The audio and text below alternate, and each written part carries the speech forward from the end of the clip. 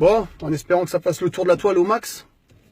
J'ai vu que ça bougeait un petit peu pour le 17 novembre. J'espère que ça va vraiment bouger, que les Français vont se motiver, sortir vraiment, faire un petit blocage bien costaud, montrer qu'il n'y a pas que le foot qui rassemble. Si on peut faire vraiment comme en 98 et en 2018, pour la Coupe du Monde, dans la rue, pour le gasoil, pour les taxes, pour tout, on se fait enculer de partout. Donc ceux qui sont d'accord pour le mouvement, peut-être qu'ils sont pas, ils seront au travail, ils pourront pas... On a tous un gilet jaune dans la bagnole. Foutez-le en évidence sur le tableau de bord, toute la semaine là, enfin jusqu'au 17. Un petit code couleur pour montrer que vous êtes d'accord avec nous, avec le mouvement. Et qui est chaud, qui est pas chaud, ça va motiver. Ça va dire putain, on va croiser des gilets jaunes partout là, sur les tableaux de bord, c'est un signe. Ça va vraiment peut-être bouger, c'est pas que des paroles en l'air. Allez, assumez, franchement, participez le 17, sortez.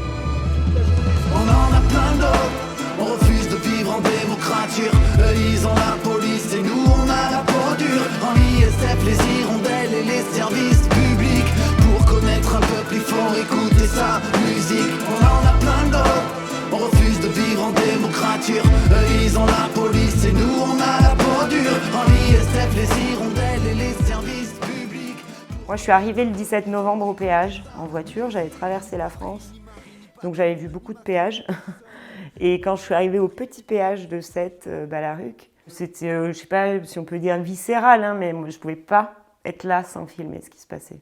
Un sentiment fort est monté. Ce sentiment, c'était la satisfaction. La satisfaction de voir enfin des milliers de gens exprimer ensemble leur opposition au système. La manifestation contre les inégalités était née. En fait, voilà, je me cachais un peu parce que ouais, j'avais un peu cette sensation d'être pas à ma place.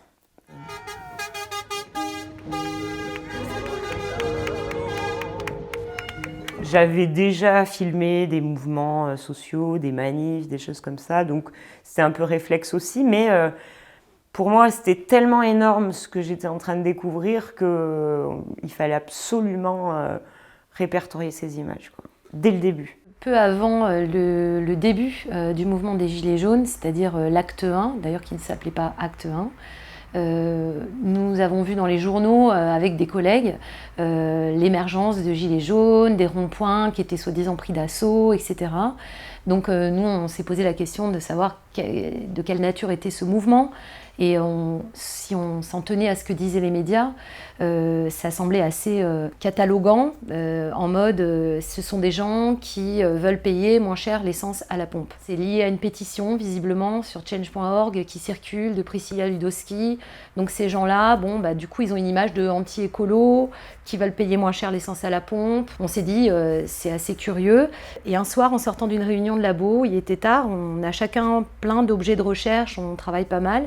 Et en fin de compte, on a discuté, on s'est dit, mais nous, on a les moyens d'aller voir ce que disent les Gilets jaunes, puisque nous avons au laboratoire un de nos chercheurs, Pierre Ratino, qui a développé un logiciel, Iramutech, qui permet, sur des gros volumes de données, notamment issus des réseaux sociaux, de voir un petit peu ce qui se dit en ligne. Le 17 novembre donc 2018, j'ai vu d'un seul coup les invisibles qui se rendaient visibles, les gens qui étaient résignés, qui renouaient avec l'espoir, et puis j'ai vu les muets qui prenaient la parole. Bref, ça a été un espèce de carnaval, des gens qui se rendaient hyper visibles, y compris avec des gilets jaunes. Et je voulais retenir cet instant-là, parce qu'il y a une bataille de la mémoire.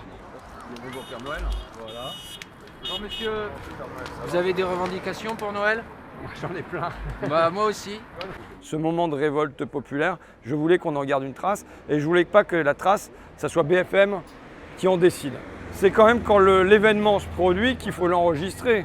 C'est pas forcément 1 an, 2 ans, 3 ans, 4 ans après, avec alors vous vous souvenez comment ça s'est passé pour vous. Là, tu as la chance d'être en direct en prise directe sur l'événement. Donc c'est quand même une chance. Donc moi, en fait, je voulais faire un livre simplement au début. Je voulais garder une trace. Bon, moi, je suis journaliste de presse écrite plutôt. Je déjeune à la cantine avec Gilles Perret, donc le réalisateur de La Sociale. Il me dit, mais on part ensemble et puis je te suis avec une caméra. Ça posait des problèmes parce que les gilets jaunes, on sait très bien, le rapport qu'ils peuvent avoir aux députés, c'est quand même un rapport hyper critique. Alors un député suivi d'une caméra, c'était se mettre une double contrainte. Mais on s'est dit, voilà, allez, on essaye, on verra bien ce que ça donne, quoi. Et on pense qu'il faut aller là où les choses émergent, c'est-à-dire que là où la société devient effervescente, il faut aller voir. Et que pour aller voir, il faut être in situ, in vivo, il faut participer, donc c'est presque une démarche anthropologique. Par rapport à ça, donc il y a l'émotion aussi du côté, on vient d'un milieu populaire, et les gens que vous insultez, messieurs, dames, ça pourrait être mes oncles, ça pourrait être mes parents, ça pourrait donc il y a quelque chose que je ne comprends pas. Donc avant d'insulter, il faut comprendre. Donc là, on est venu. On trouvait nécessaire d'abord d'allumer un contre-feu par rapport à ce qui était dit par ailleurs et qu'on ne voyait pas émerger, un contre-discours sur les ronds-points porté par les gilets jaunes eux-mêmes ou des scientifiques, seraient-ils de sciences sociales, qui pouvaient témoigner, documenter. Donc on a voulu le faire vite. Fin novembre 2018, décembre 2018, on est une petite équipe de camarades, on s'est rencontrés en 2013 dans l'organisation des marches contre Monsanto à Paris, puis pendant Nuit debout, puis pendant la fête à Macron. Enfin, donc on a une petite équipe de camarades qui aimons bien traîner sur le pavé ensemble.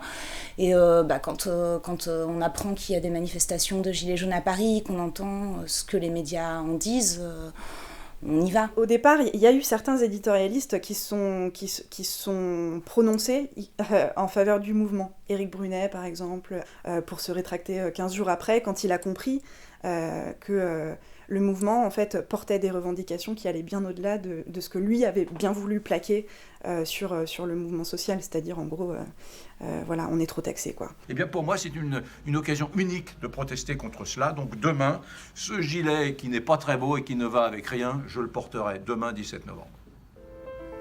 Au début, tout était de l'improvisation. Une improvisation bien aidée par les téléphones et les réseaux sociaux. Une improvisation extraordinaire de cohésion et de fraternité. Des jeunes, des vieux, des femmes, beaucoup de femmes. Des chefs d'entreprise, des coiffeuses, des caissières, des serveurs, des dentistes, des policiers en civil, des chômeurs, des blancs, des arabes, des noirs, des petits, des gros, des amis, des inconnus, des révoltés, des syndiqués, des dépolitisés, des anards, des racistes, des militants, des artistes, des avocats, des infirmiers, des profs, des pompiers. Tout était dans l'instant tellement que ça ne me serait même pas venu à l'idée de contacter un média, et puis j'ai pas une réelle confiance en ce que peut divulguer un média. Non, c'était intimement pour moi, ouais. Pour moi, pour mon histoire de ma lutte, quoi, en fait, parce que ce qui se passait, c'était des choses que j'avais attendues pendant des années, que j'avais espéré pendant des moments de lutte très forts que cette masse de gens que ça représentait, elle se lève. Nous bloquions les camions environ une demi-heure la journée et quasiment toute la nuit. Rapidement, nous nous sommes aperçus que nous avions un impact sur l'approvisionnement des grandes surfaces. Avec du recul, tout s'est impressionnamment bien passé. Les gens ils vont pas bouger de la nuit, ça c'est clair.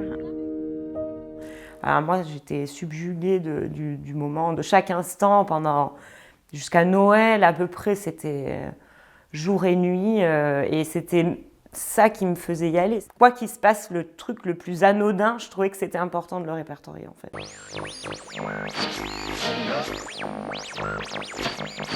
On a recueilli au total à peu près plus de 2 millions de tweets de divers comptes, donc avec le hashtag Gilets jaunes, sans S, Gilets jaunes avec S, et puis GJ, voilà, pour essayer de voir ceux qui se disaient sur Twitter des Gilets jaunes. Donc ça, c'est pas que des Gilets jaunes qui parlent des Gilets jaunes, évidemment, sur Twitter. Par contre, on a recueilli des posts Facebook de la France en colère, qui est un groupe assez, on va dire, important à l'époque, au départ, et puis d'autres groupes plus intimistes, d'ailleurs, qui ont fermé leur compte derrière, certains. Et donc là, on a récupéré plus de 200 000 posts Facebook sur ces comptes-là. Et puis après, ce qu'on a fait, c'est aspirer aussi les médias. Donc là, on a énormément de coupures de presse, donc tous les médias presse nationaux, donc toute la PQN et toute la PQR, donc la presse quotidienne régionale, qu'on a pu comparer sur toutes leurs publications durant toute la durée du mouvement. Donc on a aspiré plus d'1 an de couverture médiatique. Au début, l'idée, c'est aussi de pas faire dire des choses à ce mouvement qu'il ne dit pas. Et la question, par exemple, des sans-papiers ou de la liberté de circulation, c'est pas une question des gilets jaunes. Je veux dire, c'est pas du tout un sujet. Donc les mois passant, les numéros sortant, à un moment, on s'autorise à mettre un gilet pour les sans-papiers. Parce qu'on sait que, bon, peu ou prou, c'est bon, on est catalogué comme des gauchistes, ça y est, maintenant, a priori... c'est plus un secret. Mais l'idée, c'était pas de faire un truc de gauchiste, parce qu'en l'occurrence, ces gilets jaunes, et les messages, c'est eux qui les portent. Hein, et même un petit patron qui se plaint des taxes, mais qui critique le fait qu'il n'y ait pas de taxation des transactions financières, bon bah on est d'accord avec lui aussi, même si peut-être ce gars, il vote à droite dans la vie. Je veux dire, on ne trahit pas son discours. Quand on se retrouve avec un micro-trottoir, c'est très, très difficile de s'exprimer rapidement.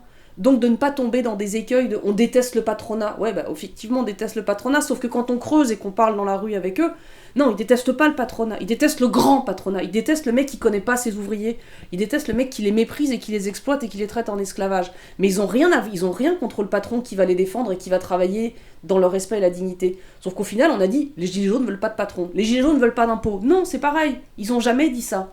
Mais ils veulent qu'on utilise leur argent correctement. On n'a jamais autant payé d'impôts, on n'a jamais aussi peu de services publics qui sont en train de se faire dézinguer à tire-larigot. On demande de payer, mais on vend les entreprises d'État. C'était ça, en fait, les choses. Et effectivement, il y a eu beaucoup de malhabileté de la part des interviewés, parce que c'est pas simple. C'est pas simple de s'exprimer face à une caméra, et c'est encore moins simple de s'exprimer quand on a un plateau télé, avec des gens qui, de toutes les façons, sont déjà dans le mépris du gilet jaune, et on sait qu'on est en terrain hostile. Plutôt que de faire du reportage, en fait, quelque chose de dominant dans la couverture, les grands médias ont essayé de plaquer ce qu'ils faisaient d'habitude. Ils ont organisé, par exemple, des émissions où ils confrontaient des gilets jaunes à des membres du gouvernement, ce qui n'est pas du tout anodin. Les journalistes se pensent comme organisateurs, co-organisateurs du dialogue social, qu'ils appellent de leur vœu, pour en gros trouver des sorties de crise. Par exemple, on les a vus maintes et maintes fois se faire les arbitres de la légitimité des revendications, par exemple. Disqualifier des revendications qui ne leur paraissaient pas irréalistes, utopiques, comme ils disent, et dire quelles étaient les bonnes revendications, quelles étaient les mauvaises revendications, qui étaient les vrais gilets jaunes, qui étaient les mauvais gilets jaunes. Non, mais je vais remettre mon gilet. Vous n'êtes pas un vrai gilet jaune. Je vais remettre mon gilet. Vous parlez comme un militant politique. Vous me demandiez de pas me dire. Ça trompe aucun. Je vous parle comme quelqu'un qui lit des livres, qui s'intéresse à la politique. Je vous parle comme un citoyen républicain qui est pour la souveraineté du peuple. Je ne veux pas renverser le pouvoir, je veux rendre le pouvoir au peuple, monsieur. Vous devriez avoir honte, vous n'êtes pas... Voilà, on a vu sur des plateaux des journalistes, des experts économiques, des éditorialistes dire le SMIC, l'augmentation du SMIC, ce sera pas possible. Ça peut être possible, ça sera pas possible. Voilà, arbitre de la légitimité des revendications, de qui a le droit de s'exprimer ou non. Allez, va commencer à baliser là-haut, gros. Il y a d'abord une auto-médiatisation par les groupes de gilets jaunes Facebook et tout ça. Et en fait, comme sur plein d'autres dossiers sur lesquels on pourrait revenir, mais les médias sont condamnés de s'en emparer parce que ce sont des altermédias, des pages Facebook et ainsi de suite, qui ont d'abord créé un phénomène social qui condamne les médias dominants s'ils l'ostracisent à être complètement out ou alors à ouvrir un chemin à ce qui est en train de se produire dans le pays. Et donc voilà, et donc ça produit des débordements et ça produit une séquence à l'automne 2018 qui est exceptionnelle, c'est-à-dire des gens ordinaires qui se retrouvent sur des plateaux de télévision qui sont normalement réservés aux entrepreneurs, aux sociologues, aux économistes, aux parlementaires, enfin à toute la classe dominante. Et d'un seul coup, il y a le surgissement avec l'outil Gilets jaunes sur les plateaux de télévision d'une parole dissidente, quoi. On avait fait une étude qui était assez révélatrice pour le coup, qui portait sur l'émission Les Informés, qui est l'émission de débat de la chaîne d'information France Info. On avait regardé cette émission en gros du 1er janvier 2019 au 30 juin 2019. Il y avait eu 135 sujets qui avaient été consacrés aux Gilets jaunes, grand débat, etc. Je crois qu'il y avait plus de 680 interventions de fauteuils accordés. Il y a eu une gilet jaune qui est venue. 86%, plus des 3/4 des interventions, en fait, c'est des journalistes, mais des hauts gradés, donc c'est-à-dire ceux qui occupent des positions de pouvoir dans les rédactions, des communicants. C'est très révélateur de ce qu'est devenu la parole publique et de quelle parole est autorisée ou non dans les médias. Une seule gilet jaune en 6 mois.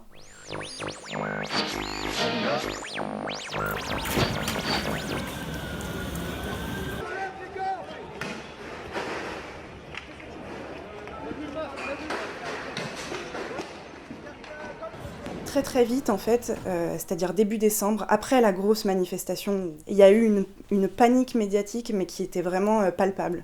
De la même manière qu'il y a eu une panique au plus haut sommet de l'État, mais disons que c'était palpable. Et là, ces éditorialistes et tous les plus hauts gradés en réalité des chefferies éditoriales, ils se sont mis dans le rôle de conseiller du prince, de conseiller d'Emmanuel Macron, parce qu'il fallait en fait trouver une sortie de crise. Il y avait une panique face à un mouvement social qu'ils n'arrivaient pas à comprendre et qui était en train de bouleverser complètement tout et potentiellement de remettre en cause un ordre politique, un ordre économique, un ordre social. Moi j'appartiens aux élites parisiennes. Lorsque je suis retourné dans mon milieu d'origine et que j'ai raconté que je participais à des réunions avec des gilets jaunes, ils ont cru que j'avais serré la main de nazis. Je suis tombé sur des fous.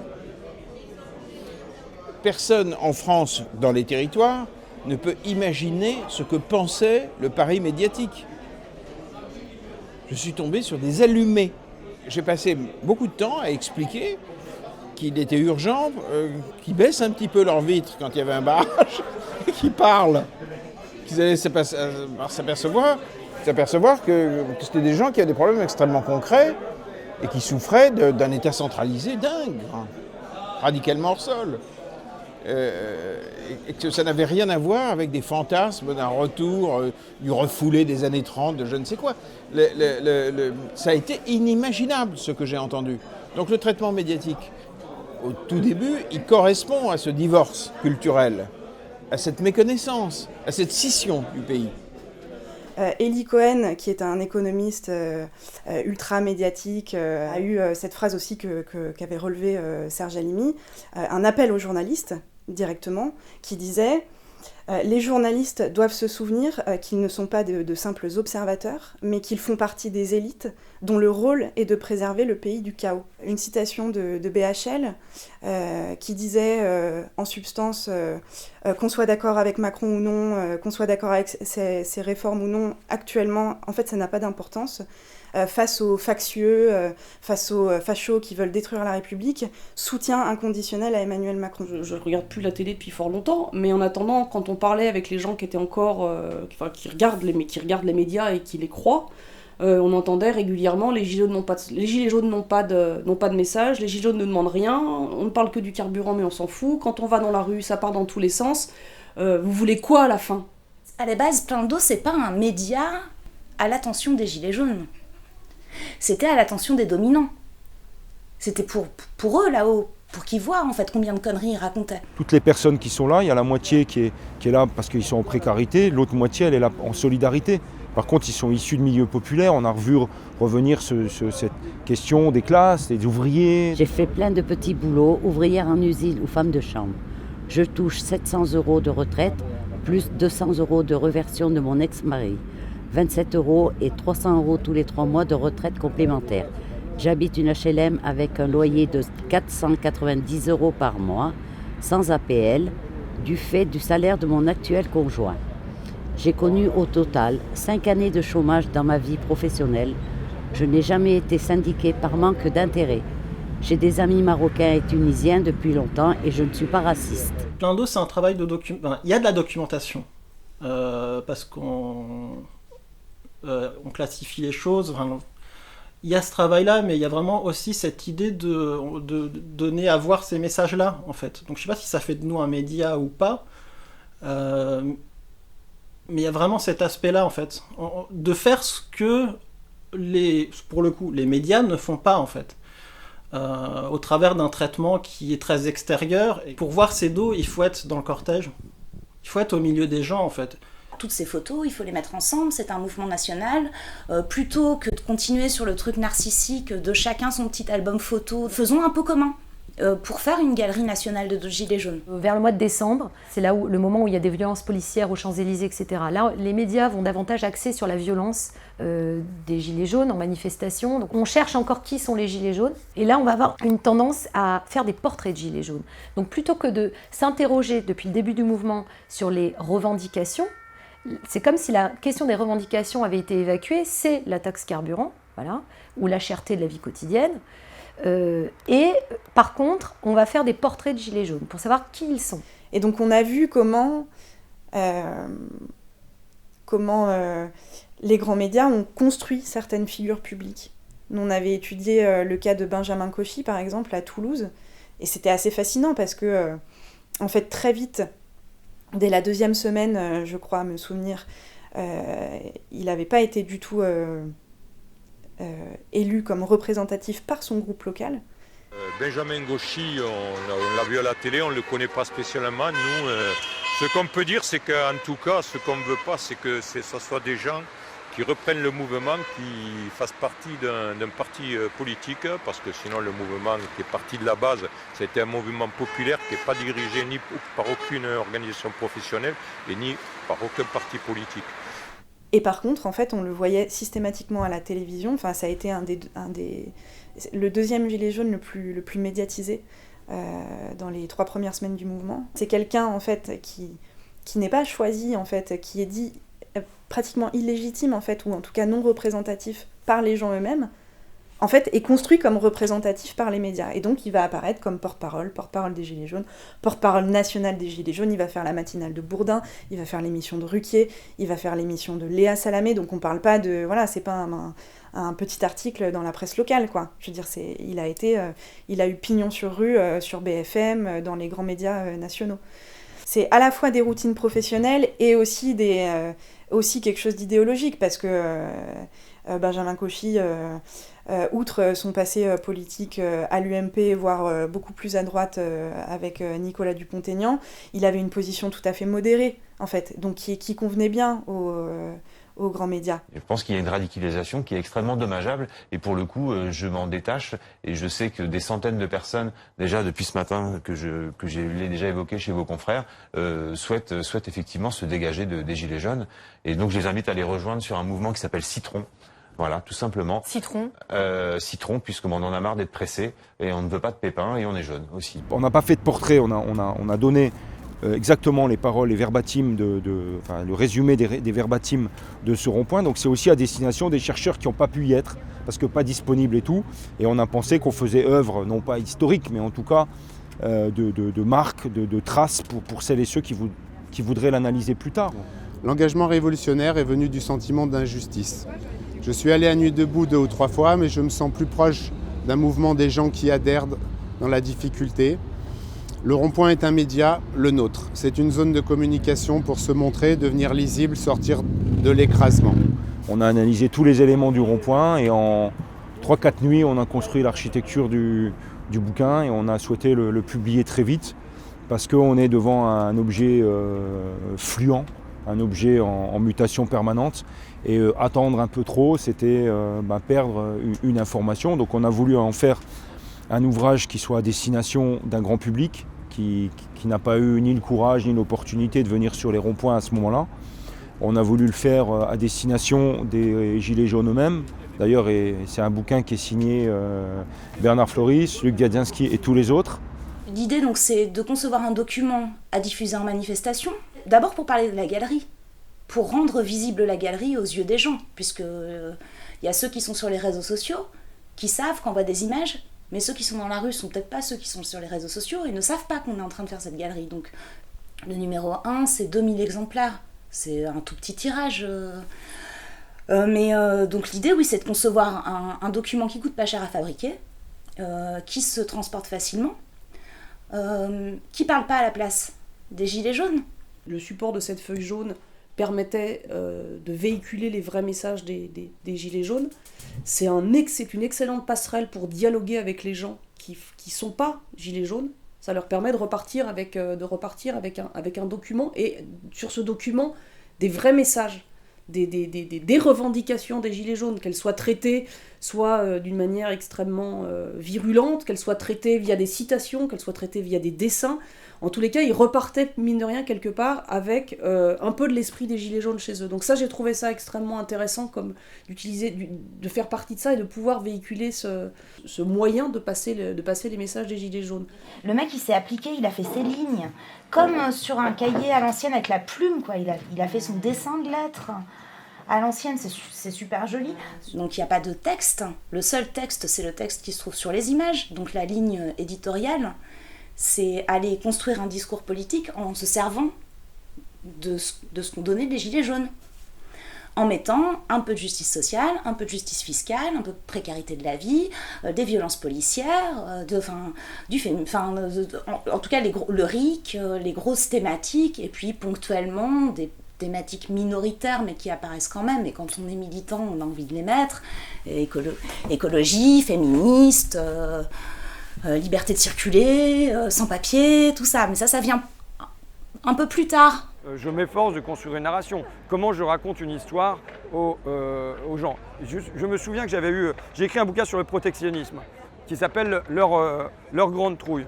Et j'ai eu un débat avec les douaniers de Solidaire. Donc je fais mon exposé aux douaniers de Solidaire. Et à la fin, il y a un copain de Solidaire qui vient me voir et qui dit « Le problème avec toi, c'est que tu fais du storytelling ».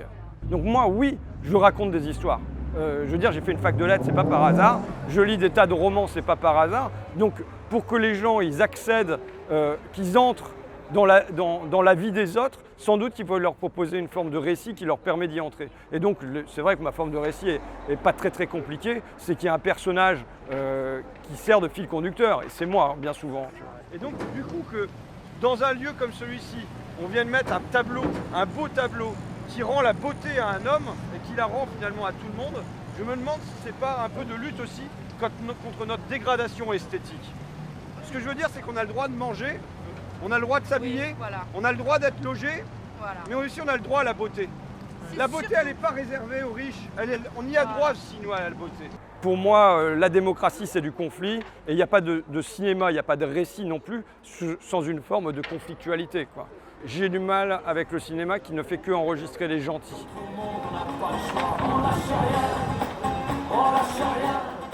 Je construis Je veux du soleil avec un méchant. Le méchant, c'est Macron, c'est clair. De toute façon, j'ai pas trop de mal à l'inventer. Je veux dire que c'était clair dans les mouvements de Gilets jaunes. Bon, comme on ne peut pas l'avoir en vrai, on l'a par des espèces de ces interventions qu'il fait à des moments réguliers dans le truc des Gilets jaunes.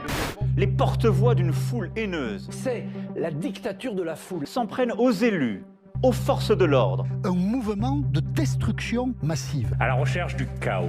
C'est une menace contre la démocratie. C'est un viol de la démocratie. Aux juifs, aux étrangers, aux homosexuels. On coche vraiment toutes les cases. Complotistes, conspirationnistes, antisémites, xénophobes. L'homophobie, le racisme, l'antisémitisme, le rejet de l'autre. C'est tout simplement la négation de la France. Quand le bouquin il est sorti, quand on l'a présenté, il a été lancé ici. Ce qui est génial, c'est que chaque gilet jaune dédicaçait le bouquin à son voisin et aux gens qui étaient là.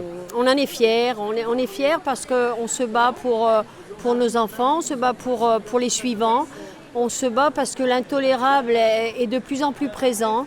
On est fiers parce que c'est pour un monde meilleur et puis pour l'honneur des travailleurs, comme dit la chanson, que l'on chante bien souvent lors des manifestations. Voilà.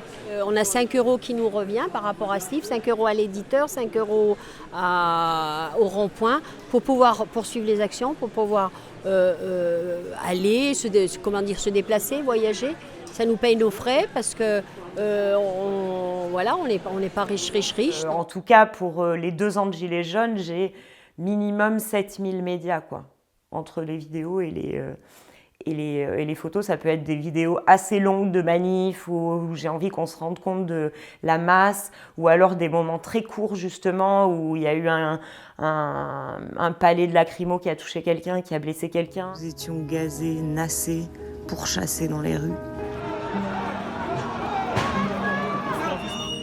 allait tout droit, là, on s'est fait diviser, là. Il visait les passants, les journalistes. Les médias vont commencer à parler des violences à l'encontre des Gilets jaunes à partir du mois de janvier, quand il va y avoir vraiment une escalade qui est dans les faits, mais sauf que ça a commencé au mois de décembre. Sans ces automédias, on aurait eu une couverture qui aurait manqué. C'est-à-dire qu'il y a certaines choses qui n'auraient pas été filmées, notamment les violences policières. Et il y a certains journalistes qui disent que leur rédaction leur a demandé, à certains, de ne pas aller sur les manifestations, de ne pas rester jusqu'au bout des manifestations. Parce qu'ils ne veulent pas prendre de risques pour l'assurance, responsabilité civile, etc. Et puis voilà, on ne va pas se retrouver avec un journaliste éborgné ou je ne sais quoi. Donc il dit, mais il y a des trucs qu'on n'a pas pu voir. On n'avait pas le droit d'aller devant. Dans un silence général effroyable. Une violence inouïe sur des manifestants pacifistes. Des blessures de guerre, disaient les chirurgiens. Ils visent les yeux, disaient les manifestants. C'était l'horreur en manif. Et là, qui allait devant? La prise en charge des violences policières, sans ces automédias, elle n'aurait pas existé. L'idée, c'est de rendre justice à ces gens.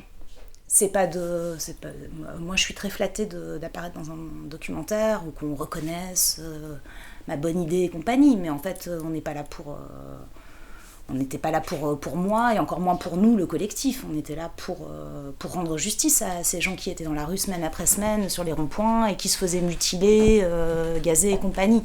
Donc il y a eu 12 numéros jaunes, 55 000 feuilles diffusées de la main à la main, et ce qui a permis de générer, je crois qu'on est à 26 000 € de dons à des mutilés, des caisses de défense collective et des personnes incarcérées. Et puis oui, ça devient, de fait, même si ça se veut pas nécessairement être un média, quoique c'est quand même daté, que ça a un rapport avec le temps, que ça sort au plus fort du mouvement, ça sort toutes les 2 semaines, et les gilets qui sont dedans, ce sont les photos qui ont été vues dans les 2 semaines précédentes. Dans ce sens-là, oui, c'est un média, parce que ça montre une réalité de l'instant. Il a fallu attendre 1 mois et demi, 2 mois pour qu'on entende parler de violences policières en fait dans les grands médias, alors que c'était documenté dans des médias indépendants, ça a été documenté rigoureusement par David Dufresne chaque samedi, alors qu'on avait déjà des gens éborgnés, des gens avec des mains arrachées, des gens avec des blessures à la tête. Enfin, je veux dire, c'était absolument énorme tous les samedis. Et il y a eu une omerta totale pendant 1 mois et demi, 2 mois dans les grands médias. Ça ne veut pas dire que des journalistes qui étaient sur le terrain n'ont pas rapporté des informations, mais force est de constater qu'en fait ça n'a pas passé le plafond de verre des rédactions. Parce que vu la violence inouïe des casseurs, eh bien il n'y a pas eu, à première vue en tout cas, de bavure. Pas de mort, pas de blessés graves. Et de l'avis de tous les experts, c'est la preuve de beaucoup de sang-froid et de maîtrise. Mais 64 enquêtes, c'est évidemment beaucoup. Ça montre en fait surtout que le système fonctionne bien. Une fois que les grands médias ont commencé à parler un peu des violences policières, il faut voir aussi comment ils l'ont fait. Je veux dire, c'était pas du tout un traitement satisfaisant. Moi, je me rappelle, il y a 2 moments qui m'ont extrêmement choquée dans toutes les horreurs qu'on a pu voir. C'est un plateau sur BFM où il y avait Jérôme Rodriguez, donc, qui a été éborgné, qui était en face de Nicolas Domenac. Mais quand vous me dites ne parlez pas de tirer dessus, j'ai quoi là? Non mais il y a des morts au Venezuela, c'est grave. Non mais je me suis pas mis le doigt dans l'œil. Dites pas ça. C'était hyper frappant ce moment de déconnexion en fait des élites médiatiques, en fait, de ces éditorialistes qui sont face à quelqu'un qui s'est fait éborgner en manifestation et qui en plus lui disent en fait vous ne pouvez pas dire que vous vous êtes fait tirer dessus. Un autre plateau, idem, je crois que c'est Olivier Béziade, un gilet jaune de Bordeaux, qui pareil s'est fait toucher par un tir de LBD en pleine tête, qui s'est évanoui, qui a eu des séquelles pendant très très longtemps, et c'est peut-être probablement encore le cas, qui est sur un plateau de BFM TV face à Bruce Toussaint, l'animateur, qui lui dit en gros à un moment bon bah vous étiez, qu'est-ce que vous voulez, vous étiez au mauvais endroit, au mauvais moment. Ça me... Encore parce que c'est tellement violent en fait. Je pouvais pas marcher, je pouvais pas parler, j'ai perdu l'usage de mon bras, de ma jambe, je pouvais pas conduire, je pouvais rien faire. C'est la première fois que vous alliez dans une manifestation ? Oui. Première fois. Première fois. Et puis, ça n'empêche pas que vous vous trouvez au mauvais endroit, au mauvais moment. Et quand des gens se mobilisent, quand il y a un mouvement massif comme celui des Gilets jaunes, comme quand, pour une fois, ils ont accès à la parole publique et qui sont à la télé pour raconter des choses, en fait, on les écrase, quoi.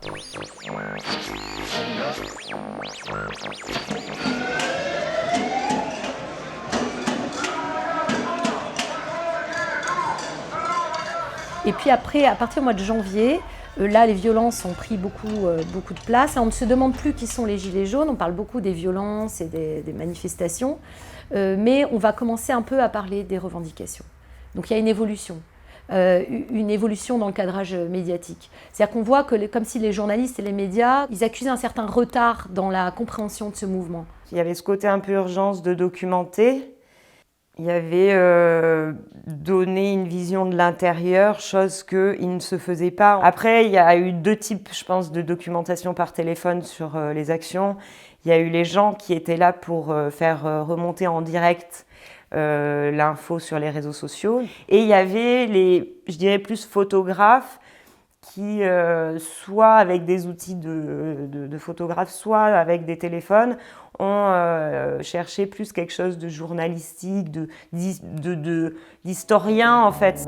Cette cabane a été l'abri pendant des semaines de la misère sociale. Elle a été la table de ceux qui n'avaient rien dans les frigos et qui n'ont jamais osé le dire. Elle était un cocon de joie pour ceux qui la voyaient rarement. Elle était l'oreille et l'épaule des histoires les plus sordides. Une fenêtre ouverte sur autre chose. Je pense que la politique et le cinéma aussi, ça se fait en mobilisant des affects et en les canalisant pour qu'ils donnent quelque chose de positif. C'est un choix. Soit on se dit qu'il faut être pur et on n'utilise pas les affects au risque de peut-être se marginaliser. Soit on se dit bah non, les affects, il faut les prendre, on vit avec ça et on les détourne, quoi. Je ne dis pas qu'il faut que des affects, hein. Je ne dis pas qu'il ne faut pas mettre des chiffres, des statistiques, des raisonnements, de la théorie et que même je pense que quand tu fais des choses sans montrer la théorie qu'il y a derrière, il y en a de la théorie. Je veux dire que je ne fais pas Je veux du soleil sans avoir lu Bourdieu, par exemple.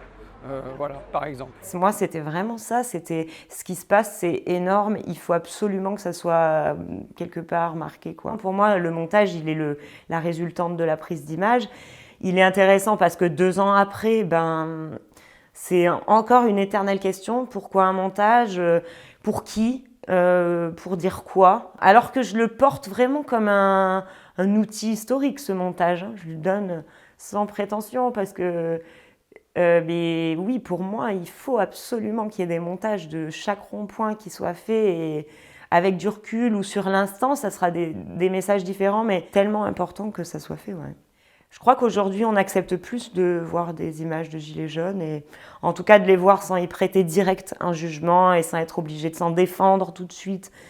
On arrive à mieux regarder les images de Gilets jaunes, je trouve. J'ai été partout, tout le temps, pour ne rien perdre, pour en quelque sorte pouvoir remettre à l'histoire ce que la majorité n'ont pas vu, n'ont pas su, n'ont pas compris, et que ce cri si authentique et strident venu de la rue ne reste pas que le reflet du mensonge des médias, mais bien quelque chose de l'intérieur, pris et retranscrit sans filtre. Cette feuille jaune, ça a été conçu comme un outil de propagande, de contre-propagande même, pour à la fois se rendre visible aux yeux des Gilets jaunes, mais à la fois sortir de la rue pour aller se mettre sous le nez des bourgeois, amateurs d'art et de choses graphiques, pourquoi pas ? Faire un objet qu'ils vont trouver un peu sexy, quoi. Donc aller chercher une esthétique qui va permettre d'inverser l'hégémonie culturelle et de montrer qu'au lieu d'être des bouseurs, mais regarde comment ils sont classe, ces Gilets jaunes, comment ils ont du style, quoi. Ce mouvement nous a fait un coup de frais, de spontanéité, de sobriété dans les moyens, d'efficacité dans les mots. On n'a pas besoin d'écrire une tribune dans je sais pas quelle revue de Saint-Germain-des-Prés pour dire ce qu'on a à dire, en fait. Les Gilets jaunes, ils l'ont dit très simplement, ils sont pas prétentieux, ils méprisent personne, voire même ils sont bien plus tolérants, peut-être même s'ils ont voté FN que des gauchistes de Saint-Germain-des-Prés le sont, quoi. Enfin, en fait, ça a fait un bol d'air d'humanité qui était chouette. Et puis donc, de fait, Plein d'eau est devenu un média du mouvement. Sur les manifs des Gilets jaunes, effectivement, aujourd'hui, Plein d'eau, il est connu, il est attendu. Je dirais entre guillemets, le travail est fait. On sait que c'est pour aider les mutilés, les incarcérés. Les Gilets jaunes le savent, c'est leur média et ils le disent. Ils l'attendent. Le média, c'est ce qu'on en avait parlé avec Louise. Le média lui a échappé. Notre quatrième rapport, finalement, c'est que le mouvement ne s'était pas essoufflé, contrairement à ce que disaient les médias, justement, parce que du coup, on a inspiré la presse, qui parlait d'un essoufflement. Donc nous, pour vérifier l'essoufflement, donc à chaque fois, on allait vérifier quelque chose. Hein. Pour le premier rapport, on vérifiait si c'était pas tout et n'importe quoi ce que disaient les Gilets jaunes en ligne. Là, on est allé vérifier si c'était essoufflé. Et donc, ça ne s'était pas essoufflé. Il y avait toujours autant de dynamisme dans les discussions, de politisation dans les discussions, et par contre avec davantage de Gilets jaunes qui se mettent à commenter l'actualité. Alors ils sont un peu fait court-circuiter par les annonces de grands débats, on a le politique qui reprend en main le calendrier de la parole publique et qui intervient beaucoup dans l'espace public à ce moment-là. Donc les Gilets jaunes, on couvre toujours leurs manifestations tous les samedis, tous les médias, vraiment quasiment sans exception. Mais par contre, on parle moins des Gilets jaunes finalement. Il y a moins d'articles de recherche de fond sur les Gilets jaunes. C'est comme si on avait évacué tout l'intérêt qu'ils représentaient. Et donc on commence à parler d'essoufflement. On raconte une fin d'histoire. On commence à raconter une fin d'histoire. Et puis après, la fin du mouvement, puisqu'après on a été confinés, donc ça s'est étiolé au fur et à mesure. Hein. Enfin, la fin du mouvement, les médias, on voit que le mouvement des Gilets jaunes est rentré dans l'histoire, c'est-à-dire qu'ils vont interroger des réalisateurs de films, ils vont interroger plein de gens du milieu de la culture, et à chaque fois on trouve, parce qu'on ne comprenait pas qu'on avait des classes cinéma, des classes culture, et en fait ils interrogent des gens, par exemple pour le Festival de Cannes, en disant, alors maintenant on ne parle plus de mai 68, on rapproche mai 68, et comme le mouvement des Gilets jaunes, alors vous faites un documentaire là-dessus, donc c'est comme le mouvement des Gilets jaunes, c'est que c'est devenu une figure, enfin c'est devenu quelque chose qui est rentré dans l'histoire et dans la culture commune. Donc une référence. Et ça peut introduire un autre rapport du cinéma à créer une contre-actualité. Voilà l'actualité BFM, et nous, on vous propose un autre regard, quoi. Je ne sais pas si c'est même un film sur les Gilets jaunes, tu vois. Moi, c'est sur un film sur des gens qui, à un temps, ont été Gilets jaunes, mais qui racontent ce qu'ils ont été pendant des années en silence aussi. Au fond, ce moment-là, c'est un moment où la parole se libère, sur le MeToo du peuple. Et donc, moi, je viens enregistrer ce temps où il y a un MeToo du peuple et où il y a la parole qui se libère, tout en sachant que 15 jours plus tard, 1 mois plus tard, 2 mois plus tard, peut-être que la fenêtre s'est refermée, peut-être que les âmes se sont refermées, peut-être que les bouches se sont refermées, sans doute. Et que donc voilà, à ce moment-là, il faut que je vienne capter ça. Mon idée, c'est d'être là où ça se passe. Il y a des plaques tectoniques, il y a des moments, il y a des lieux où ça frotte. Calais en est un, les ZAD en est un autre, les ronds-points, c'est une espèce de truc, c'est une constellation. Par exemple, en géographie, on a l'habitude de dire la ville à partir de périmètres, de dire les territoires à partir de périmètres. Et là, il y a quelque chose qui est de domaine du pop-up, de l'effervescent, du phosphorescent peut-être, en tout cas quelque chose qui est du domaine de l'archipel, des Lucioles de Pasolini, quelque chose qui est du domaine du discontinu, qui émerge partout. Des manifs, un rite le samedi, et puis des lieux qui se fabriquent, qui se bricolent et qui se bidouillent. Et ça, cette fabrique-là, elle est très intéressante parce qu'elle renvoie à la ville éphémère, elle renvoie à la ville temporaire, et elle renvoie à la simplicité d'un échange entre les personnes. Et une partie du combat sur les ronds-points, une partie de ce que les Gilets jaunes disent, c'est qu'ils sont là aussi pour les autres, et ils sont là notamment pour ceux qui passent leur journée sur les écrans, que ce soit la télé, que ce soit les écrans, et ils sont là aussi pour les générations nouvelles, souvent leurs petits-fils ou leurs fils, qui sont pris en charge par les algorithmes de la Silicon Valley. Voilà, c'est comme ça que ça se parle. Et quelque part, ils se battent contre Orwell. C'est assez intéressant, c'est un bouquin qui circule sur les ronds-points Orwell. On y retrouve l'amitié, car nous sommes tous dans la même galère. Et on défend la même cause. On se tient compagnie. Je dis que je suis gilet jaune. Je ne me cache pas, j'ai été syndiquée, CGT par ma mère quand je bossais chez Renault en Normandie. J'ai manifesté. Je n'ai pas d'opinion politique. Je ne suis ni de gauche ni de droite. Aux européennes, je pense que je vais mettre un bout de papier toilette dans l'enveloppe comme d'habitude. Je ne sais pas où nous allons, nous sommes mal partis et nous n'avons pas de soutien. Les médias nous ont mis dans le caca, nous avons pourtant un bon esprit et sommes courageux et volontaires. Les gens devraient se mobiliser. Et voilà, et c'est fini. Et je vous remercie de m'avoir écouté. On n'a pas su attraper ce surgissement, quoi. Donc quand on ne sait pas, on a peur. Quand on a peur, on ne va pas voir. Et quand on ne va pas voir, on fabrique des caricatures. Et quand on fabrique des caricatures, eh ben, on les agite comme des épouvantails et puis ça suffit.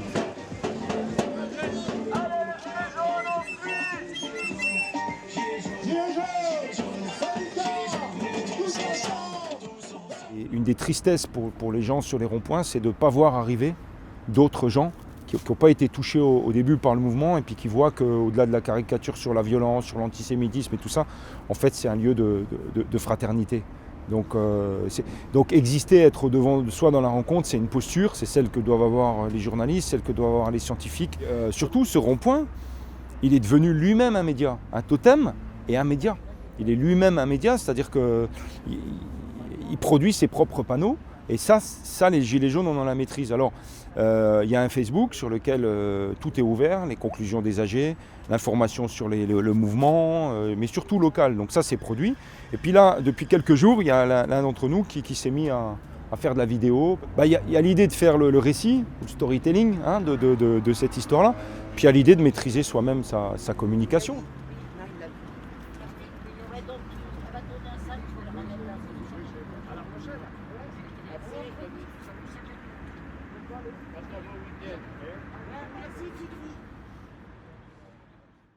Après, l'évolution du collectif, ça va se discuter avec le collectif, parce que même s'il n'y a plus de feuilles jaunes demain, éventuellement, peut-être on peut trouver une idée de continuer à diffuser ces messages de gilets d'une autre façon, peut-être pas dans les manifestations, mais sur des tables, lors d'événements politiques, ou pas. Mais il y aura, au-delà du collectif, il y aura la question de cette archive matrimoniale, on va dire, cette archive historique. C'est des images qui ont été confiées à Plein le Dos pour une galerie nationale de Gilets jaunes qui est devenue un média solidaire qui a permis de ramasser de l'argent. Mais les images qui sont dans le pot commun n'appartiennent pas au collectif Plein le Dos. Néanmoins, c'est un beau corpus qui peut intéresser l'histoire, la science, voilà, la mémoire. On en a plein d'autres, on refuse de vivre en démocrature. Eux ils ont la police et nous on a la peau dure. En ISF, les hirondelles et les services publics. Pour connaître un peuple il faut écouter sa musique. On en a plein d'autres, on refuse de vivre en démocrature. Eux ils ont la police et nous on a la peau dure. En ISF, les hirondelles et les services publics.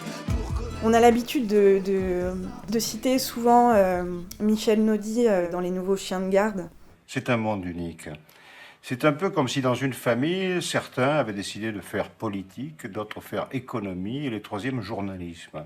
On a souvent ce sentiment. Ces gens partagent le même mode de vie, les mêmes valeurs, les mêmes amitiés. Ils vont dans les mêmes hôtels, ils passent les vacances dans les mêmes lieux. C'est une famille, réellement. Qu'on me cite un exemple d'un journalisme qui a commencé une carrière dans ce que vous appelez l'impertinence, la contradiction, le non-consensus, et qui n'ait pas été soit passé aux oubliettes, soit récupéré. Il n'y a pas d'alternative. Le système rejette tout ce qu'il ne peut pas récupérer. Si vous restez, vous ne restez jamais à l'antenne impunément. Jamais. Est-ce que vous renouvelez ce soir votre appel à calmer le jeu partout dans tous les quartiers où il y a des incidents? Est-ce qu'on admet que, à l'illégitimité de l'exploitation, du mépris que l'on impose à ces gens, peut correspondre la légitimité de la violence qui existe, qui doit exister, qui peut exister en tout cas dans la révolte? Tout est là. Il est une violence symbolique légitime pour M. Pujadas. Il est une violence physique, collective, illégitime pour M. Pujadas. La ligne de partage se fait selon des intérêts, excusez-moi de l'archaïsme du mot, des intérêts de classe. Prochain coup, il va falloir qu'elle tape fort une fois de plus en plus fort. Les journalistes, pour la très grande majorité, au-delà de la majorité, pour eux, les classes populaires, c'est une réserve d'Indiens. Ils ne les connaissent pas. Ils ne viennent pas de ces milieux. Ils n'en connaissent pas les codes, ils n'en connaissent pas les préoccupations, ils n'en connaissent pas les conditions de vie, ils n'en connaissent pas la culture, ils n'en connaissent pas les traditions. Dès l'instant où ces gens sortent de leur rôle, qui est d'être dans un fond de panneaux de paysage, d'être des gens pittoresques, d'être des gens identifiables à des poncifs idéologiques, dès l'instant où ils sortent de là, où ils ne sont plus des Indiens dans leur réserve, alors ils deviennent dangereux. Parce qu'ils rompent avec le consensus mou de la démocratie molle, ils rompent la règle du jeu, ils brûlent des pneus, ils occupent des usines, ils séquestrent des patrons, ils sont hors le champ social. Et là, l'appareil idéologique montre ses dents et mord cruellement. Et ce qui est moquerie de classe devient, à certains égards, exclusion, voire haine de classe. Il y a eu aussi beaucoup de documentaires qui ont été faits, mais je veux dire qui se sont créés aussi en réaction au traitement des médias dominants, et je veux dire, c'est une conséquence de toute la défiance qu'il peut y avoir. Je vais reprendre la formule d'un professeur d'histoire-géographie qui, sur Twitter, tient le compte Accident du travail, et qui disait « Face à l'indifférence des médias dominants, soyons notre propre média ». Donc je pense que c'est ça, à la base, qui motive aussi le truc, c'est de voir, de regarder la télé et de se voir sans cesse caricaturé, et de ne pas se voir, en réalité, parce que je pense qu'il y a ça, surtout. Les reportages dont on parlait, on peut avoir vu, on a pu voir... Oui, quelques reportages, on a pu lire des reportages dans la presse, mais quand on disait qu'ils étaient marginaux, c'est vraiment le cas, en fait. Quand on regarde les documentaires, aujourd'hui, il y a eu plein de documentaires qui ont été faits sur les Gilets jaunes, c'est des choses qu'on n'avait jamais vues à la télé, enfin que moi j'avais jamais vues à la télé. Nous, on a tendance à dire que le mouvement des Gilets jaunes, et que son traitement médiatique, en fait, a donné à voir de manière exacerbée tous les travers qui existent d'ordinaire. Tous les travers qui existent d'ordinaire et tous les travers qui existent d'ordinaire sur la question des mouvements sociaux. La seule réponse que nous avons eue a été la terreur et le mépris de l'opinion publique. Aujourd'hui, 2 ans après, le seul constat que j'arrive à faire, c'est qu'on en est encore et encore à déplorer que les élections soient désertées des électeurs, et qu'après un mouvement d'une telle force messagère, on ne remette pas plus en question les fondements mêmes de notre République et notre démocratie. Ça fait un moment maintenant que j'ai posé la caméra, mais mes 2 bandes réfléchissantes resteront sur mon dos tant que des gilets jaunes seront encore en procédure pour avoir perdu un œil en demandant la justice sociale.